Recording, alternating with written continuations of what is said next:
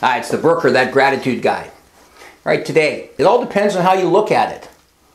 I went to a meeting several days ago, and the person that was in charge of it was all disappointed in the turnout. There weren't very many people there, and he kept kind of talking about it, and he said, well, we're going to wait for these people, and we're sorry they didn't do it, and so on and so forth. And it kind of occurred to me, it kind of dishonored the people that were there. It wasn't as many as he had wanted.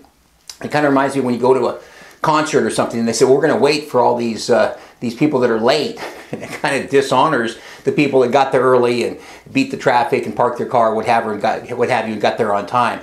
So I started thinking about, it really does depend on how you look at it. And that's so much about how we wrap our lives around understanding gratitude and looking at things from a grateful standpoint, from an appreciative standpoint.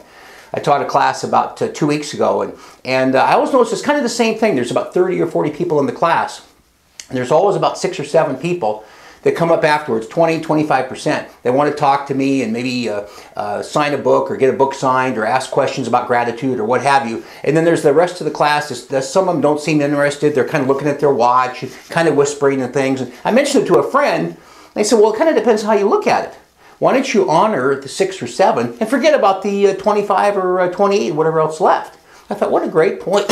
Excuse me. I thought, what a great point.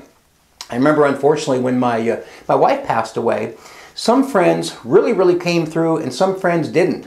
But what somebody else also pointed out at that time, and again, how you look at something, I had some people that were kind of on the fringes of my friends, and they came through in a huge way. And they said, why don't we focus on them and forget about those friends that didn't come through as much? So it does all depend on how you look at it. It really does. And that's why framing your life in gratitude and looking at what is really good and forgetting about the rest of it makes so much difference. So be grateful every day. Be writing that gratitude journal. It makes a huge difference, especially when you write it down those 7.5, 8 minutes a day. If you've got a journal, great. If not, you can pick one up at thebrooker.com.